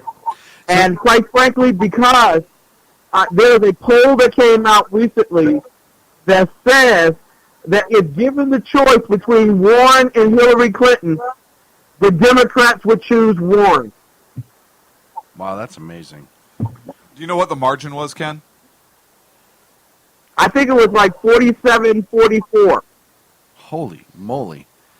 Well, so let's start down that road because, Well, when are the conservatives going to get off their rear and start cannibalizing Bush? Because we don't need another Clinton-Bush election. We don't. Skippy. We don't. So when are the Republicans going to realize that the Bush is a liability? They're not going to do and put somebody else forward, much They're like the not Democrats. gonna The do it. Democrats are being smart about this. Hillary's damaged, right? She didn't answer that phone call at 3 a.m. Huge damage. She's looking to have to testify in front of Trey Gowdy. There are major issues with the Clintons. Where has Bush been for the last how many years? He hasn't been involved on any national level, any national office. He hasn't come out and said anything or been really on the speaking circuit. And he's a progressive. He's very much into Common Core and supportive of Common Core. When are the Republicans going to say, hey, we probably can't win with another Bush, and knock him down a notch or two and put somebody up that has a legitimate chance of winning? Because the establishment is concerned about two people, Scott Walker and Ted Cruz. Yep. Those are the ones that the liberals are most fearful of right now. Yep. They are not fearful of Bush. They shouldn't be, because Bush won't get elected. Exactly. So why not have Warren, your cup of tea, win the election, and you really take America off the railroad towards Marxism? Yep. Well, and you know, it's funny with Clinton. She's not only damaged now, but she's been damaged for years. People forget she was removed as an attorney during the Watergate investigation because her boss at the time, when she worked for the government, essentially said that she was doing illegal and erroneous things, if you will. So it's not like this is all of a sudden Hillary, like in the last 10 years, started doing things her own way and it didn't matter, beg, borrow, and steal.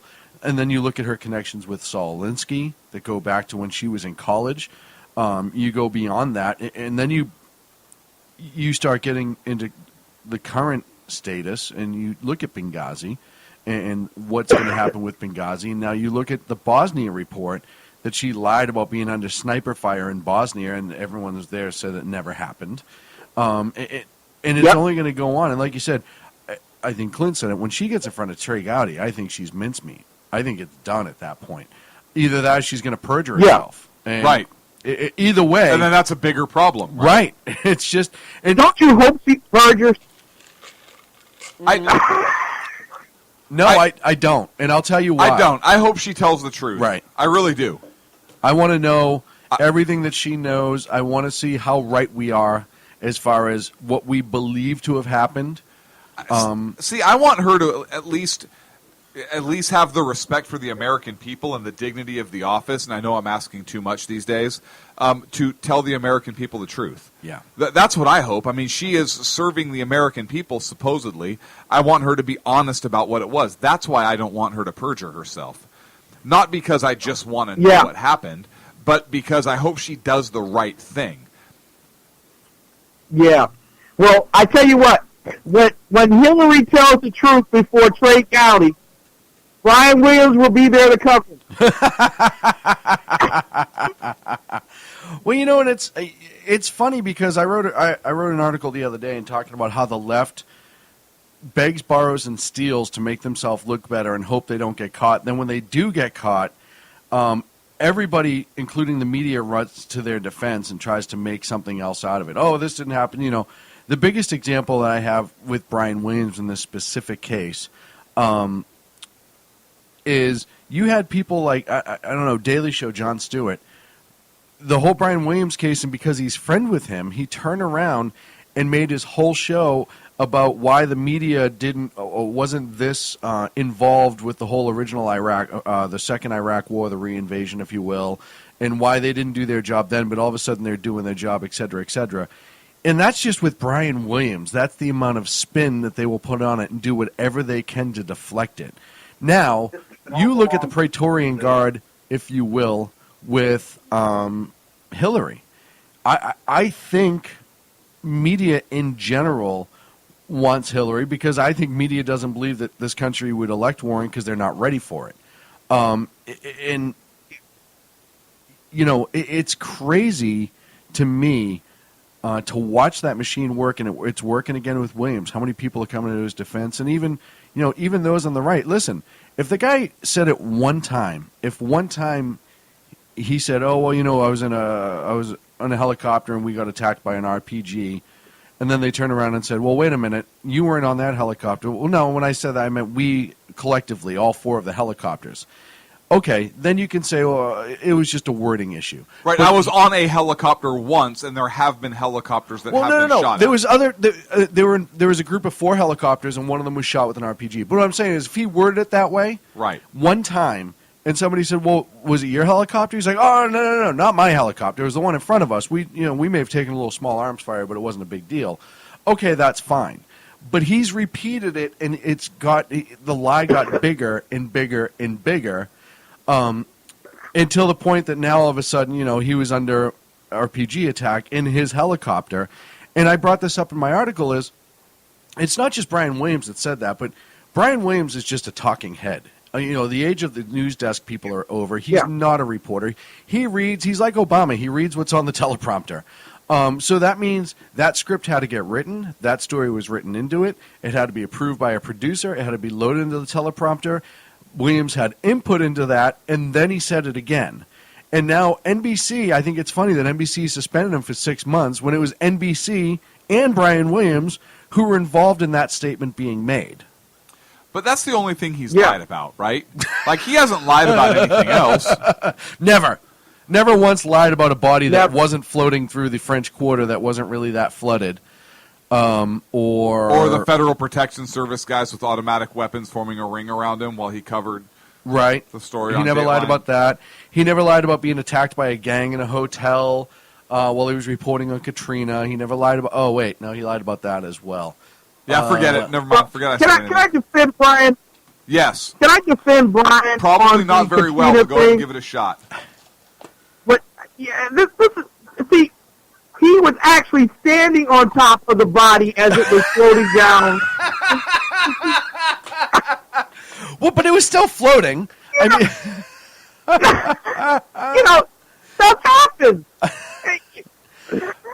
But the point of my article is listen, NBC is part of the left, very much part of the left, and all that came out of this is it exposed what the left does on a regular basis, and the general public never even pays attention. Listen, if the pilots and the servicemen that were on that helicopter didn't make a stink out of this, it would have been just another Brian Williams pat on the back. Oh, look at what a hero that guy is. Right. If it wasn't for those, that's what it comes down to. And this is what happens with the left all the time is it's not a lie if they don't get caught. I think Rick said it in the chat room earlier, with George Costanza, it's not a lie if I believe it.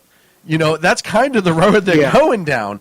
And I wanted people to start paying attention of all the different things the left does right. And I'm not saying those on the right have never exaggerated or even lied. I know it's happened. However, the left does it almost daily. I mean, even by not discussing things or discussing it in the way they want to have, one of the things Clint brought up a long time ago on the show is they often get away with having the argument they want to have versus the argument that needs to be had. They frame the argument. And go with it. And that is... And then they frame the argument and then we fight on their terms. Right. Right. And that's exactly like what gun this violence. is. Like gun violence. We debate gun violence as opposed to all violence because they frame the argument and the wording, and conservatives fight within that realm as opposed to saying, no, the whole premise that you're putting up is preposterous.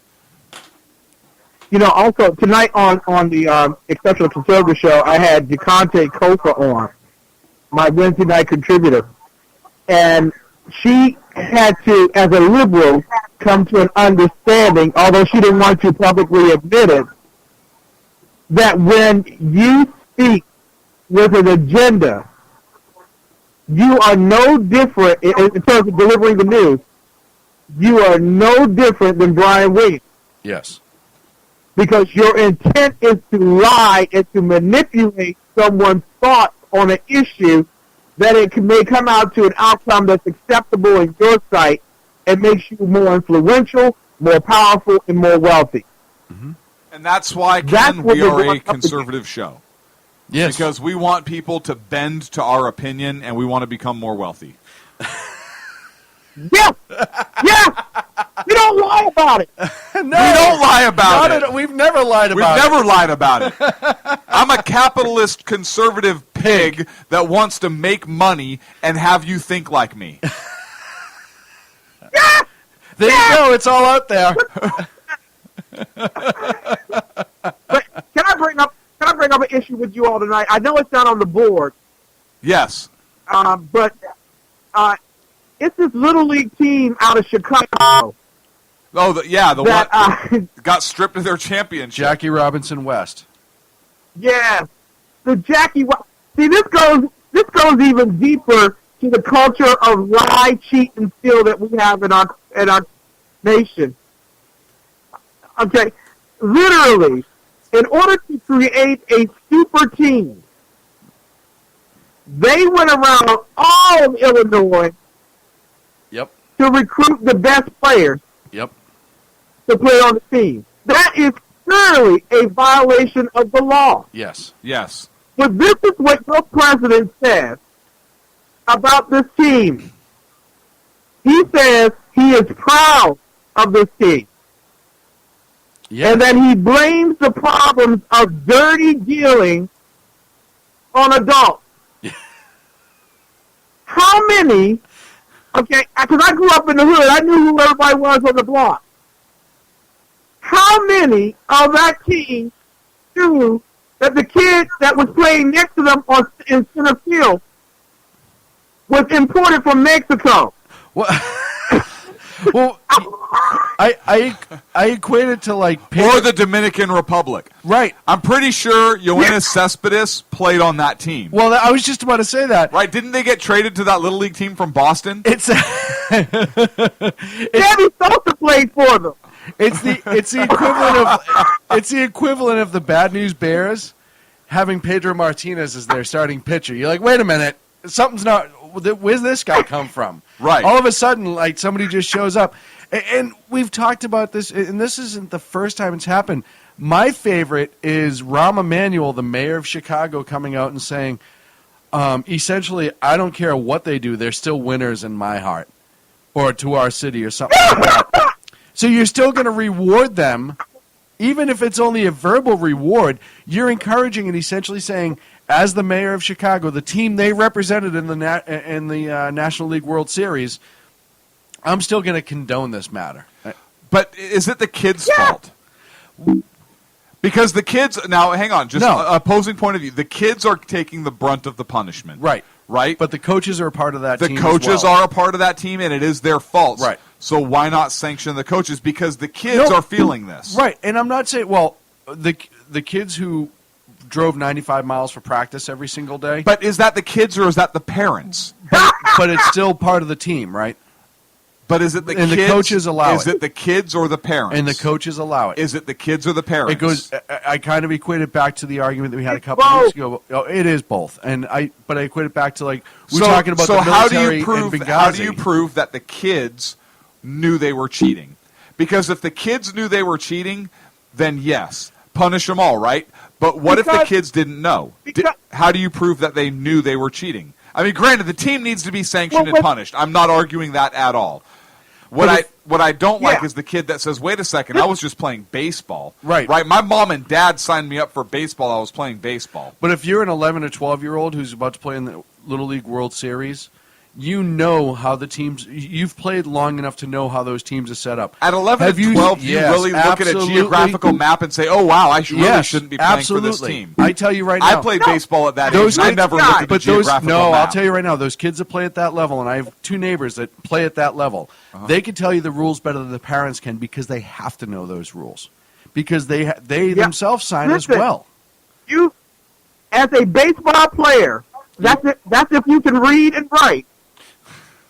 After you have finished practicing and you're leaving with the team parents and you see license plates from New Jersey, San Diego, California, Texas, that should be a clue to you that maybe not everyone lives in the same neighborhood I do. Hang on a second. Are you required to change registration? Don't you have a grace period to change registration when they you were all moving there to a new jurisdiction? They were all going to move there. Come on, Ken. They were all going to move there. I'm saying that the kids who were from Chicago Natural may not have known where the other kids were from, but the ones who drove over an hour to be at those practices, they knew. I would argue absolutely they knew. And look at, with the invention of iPads and everything else, time flies. They're playing Angry Birds, and they're playing war games. They don't know how long they're in the car for. Now, I don't know if they can necessarily understand the severity of it at that age. You know what I mean? Versus they do now strip their championship absolutely. away. And guess what those kids may never do again? Play baseball. And cheat. Oh. They never cheat. They may never cheat again. If their parents sign them up for another team. All I'm saying is the kids don't have a say. A 10-year-old kid is not going to tell a parent, no, I'm not going to play on that team because it's against the rules. Particularly when they're competing because at that I level. disagree, Clint.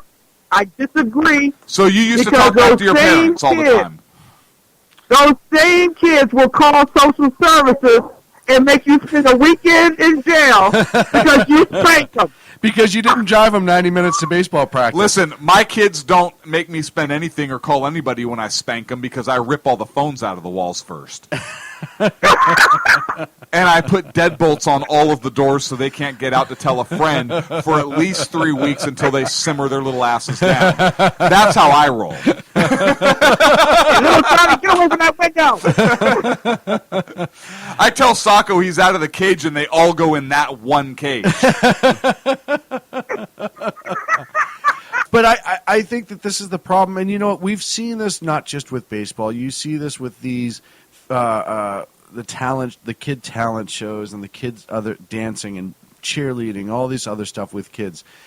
Parents are putting way too much emphasis on being on a team that wins versus being on a team that plays right. And that's why we have so many liberals in this country. I agree. Everybody wins, right? Yep. Right. And that's the problem right now with these adults, these parents who are raising these children. You know what? I would even argue more so that these kids were not raised to know it was wrong versus, you know what I mean? Versus actually knowing it's wrong. Hey, you know what? Maybe if their parents told them repeatedly, no, it's fine, we have a special exception, the parents could have very well lied to them. Why? Because a lot of those parents, I'm not saying all of them, but a lot of those parents are reliving the glory days they never had through their children. Right. And I will absolutely argue that that's a possibility as well. But listen, when you're on the Chicago West team and you're driving, like you said, when there's a plate from New Jersey or, you have a Canada plate or a Dominican Republic helicopter, a Department of Homeland Security helicopter or whatever dropping you off to practice, something's wrong. Border Patrol agent. Right. Right. When you White House limo. When you get a ride from DHS you know to what the black man talked on this show? Oh. His mic. Oh. Hey, Sacco, why is Ken's mic on right now? No, I'm kidding. No, it's fine. It's fine. Don't listen. No, I'm kidding. Don't listen. He has enough going on over there. Poor Sacco has been sweating tonight. He has been. Listen, when the kids have to use the Underground Railroad to get to practice, there's an indicator. There's an indicator right there. Maybe, just maybe. When they show up to practice and they have the South Korean flag already sewn onto their jersey and people are running up and ripping it off and Velcroing the American flag on, something might be an indicator that it's wrong. I'm just saying. Hey, when the kid next to you is shaving and actually making reservations for dinner, that might be an indication. Well, he isn't. His assistant is. Right. When they say, hey, what team did you play on last year? And they say the White Sox. Right. Were you a late season call-up? Or, right. No, I was released near the end of the year so I could qualify for this. Oh, man. When there's a guy on that team who says, where the white women at? Yeah. There's probably an indication there.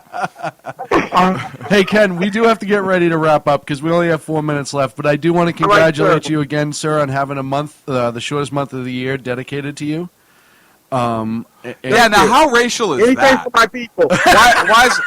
Why's it got to be the shortest month of the year? Right. This country can't even do something nice without being racist. Right. Well, okay, so hang on. We've only been beat out. Hang on. We've only been beat out by the month of June by the gay people. So, we have to do something nice for black people. What can we do? Let's give them a month. Crap. What month can we give them? I don't know. What's the shortest one? February. Perfect. What happens when it's a leap year? All right, we'll skip that year.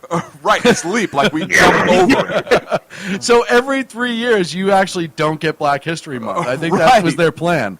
Do you know how those negotiations went with Lyndon Johnson. It kind of went like this. You can have the 13th month or you can have the second month of the year. And like they were sitting around going, you know, that 13th month looked pretty good, man. You know what I'm saying? Everyone loves the 13th month. You get that extra check. Right. Thank you, gentlemen. Good night, and God bless you. God bless. God bless. Ken. Thank Take you care, so my friend. much. The exceptional one, Ken McClinton. Check him out here on the SHR Media Network, Monday through Thursday at 6 p.m. Pacific, 9 on the East Coast, and then Friday mornings, and then Front Conservative Commandos.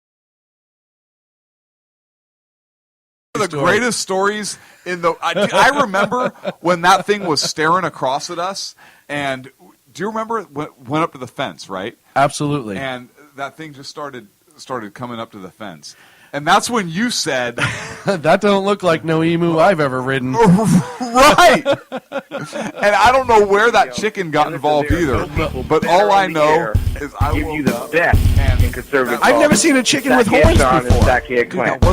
And we're working on the immigration papers for a certain other guy who happens to work here too.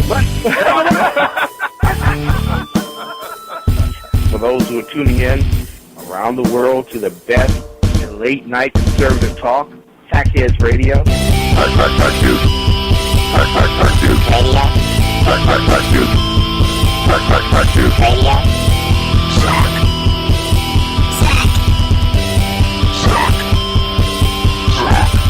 The best late night conservative talk show in America. In America.